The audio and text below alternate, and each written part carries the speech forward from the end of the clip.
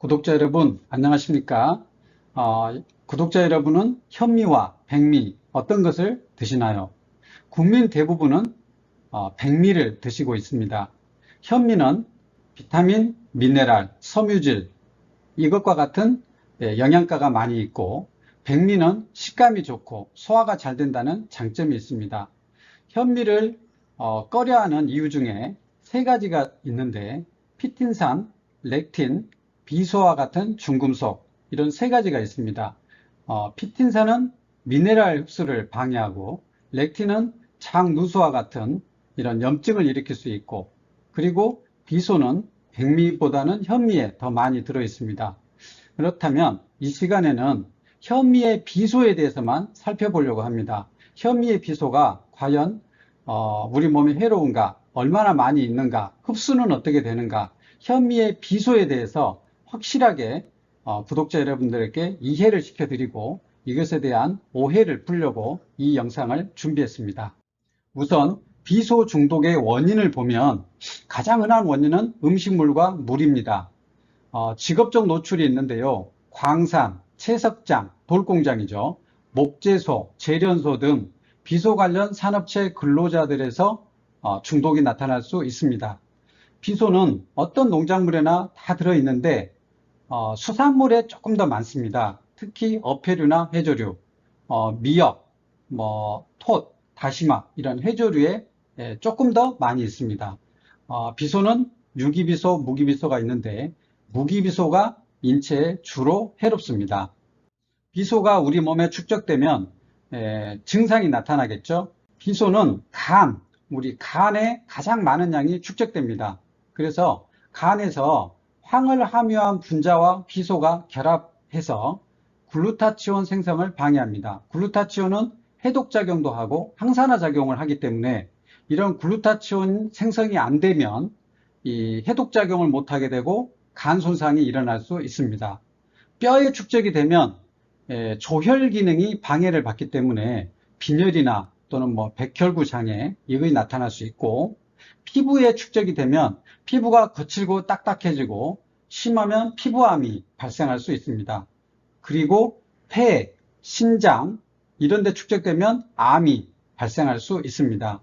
또 뇌나 척수 이런 신경계통에 축적돼서 두통이나 어지럼 또는 기억력 감소, 신경통 이런 게 나타날 수 있고, 어린이에서 축적되면 키가 덜 자라고 뼈에 축적되면 또 인지 능력이 감소될 수 있습니다. 그런데 가장 흔한 증상은 피로와 무기력감입니다. 그 이유는 ATP 생성을 비소가 방해하기 때문입니다. 그래서 비소에 축적돼 가지고 이제 아주 심각한 경우에는 암도 생길 수 있지만, 이제 조금 축적됐을 때는 가장 흔한 증상은 피로감, 무기력증, 이 증상이 가장 흔한 비소 중독의 증상이 되겠습니다. 피부에 축적되면 검게 변하면서 딱딱해집니다.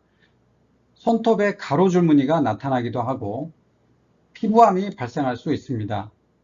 주기율표의 33번인데 이 15번 인과 같은 성질을 띠기 때문에 ATP 생성이 방해돼서 이 피로감이 나타나는 것입니다.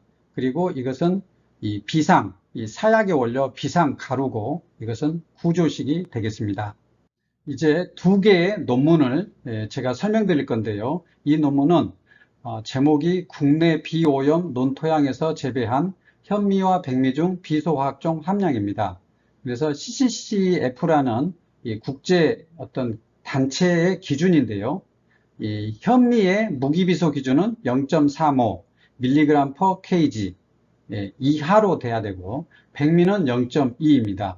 그런데 한국 쌀은 100군데를 이렇게 시료를 채취해서 평균을 냈더니 0.11이 나왔습니다. 그리고 가장 높았던 이 지역의 그 농도가 0.23이 나와서 국제 기준보다 훨씬 거의 한 3분의 1가량밖에 없는 결과가 나왔고, 이 백미에서는 0.07. 그래서 한국 쌀은 대체로 비소에 대해서 안전한 그런 통계가 나왔다는 논문이 되겠습니다. 이 표는 각국 쌀 무기비소 함량입니다. 무기비소가 우리 몸에 해롭죠. 그래서 이제 쌀 1kg당 비소가 몇 미리그램이 있는가 해서 코덱스가 국제 기준의 한 가지고 우리나라 기준이 같은데요.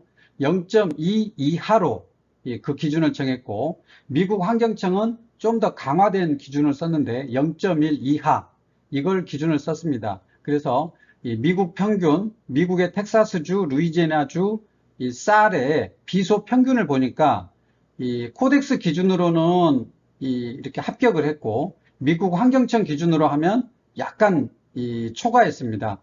그리고 중국 쌀도 초과했고 하지만 우리나라 식약처와 생협이 조사한 우리나라 쌀의 비소 함량이 이 정도 돼서 강화된 이 기준도 충족했다. 비소 함량이 그렇게 많지 않다. 그렇게 결과가 나왔습니다.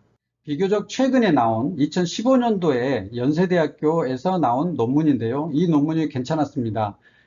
제목이 식품별 비소 함유 형태에 따른 체내 흡수율 및 위해성 평가라는 논문입니다.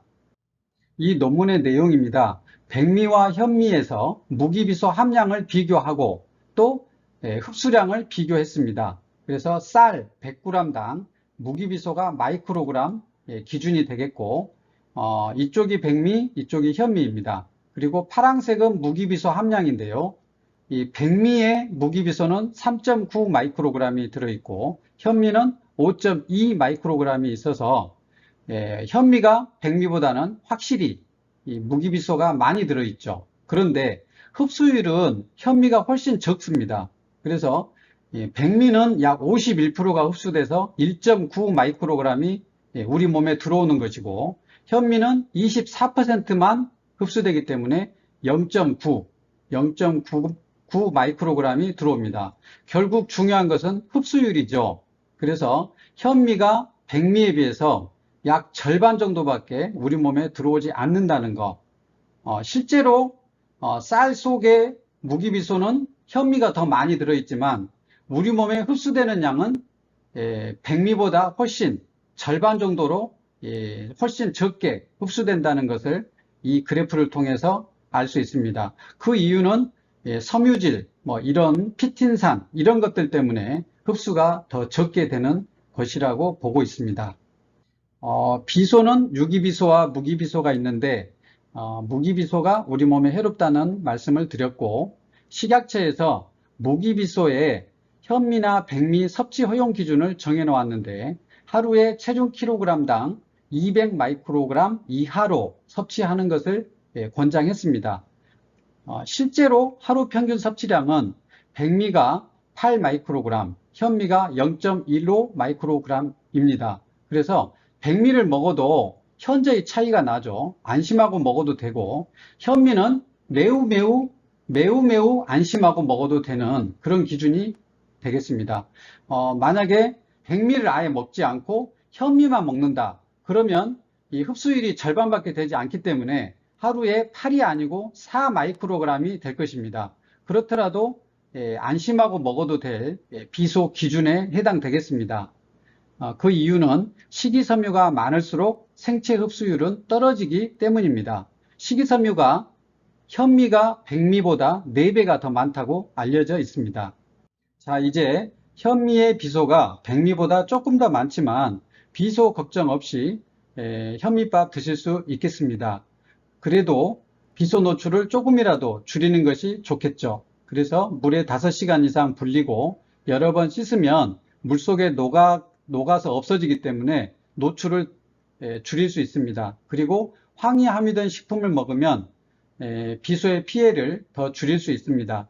그리고 비소의 배출을 촉진하는 이런 것들이 보면 셀레늄, 요드, 아연, 마그네슘, 비타민 C 등이 있습니다. 이것들은 대부분 채소에 많이 있죠. 그래서 야채를 많이 먹으면 비소도 물론 많이 흡착해서 대변으로 배출하지만 다른 여러 가지 중금속도 함께 배출되기 때문에 야채는 아무튼 많이 드시는 것을 추천합니다. 그래도 많은 양에 노출되는 경우가 가끔 있습니다. 이럴 때는 킬레이션 치료도 있다는 것을 고려하시기 바랍니다. 마치겠습니다. 모든 국민의 건강을 내과 의사 사이먼이 기원합니다. 감사합니다.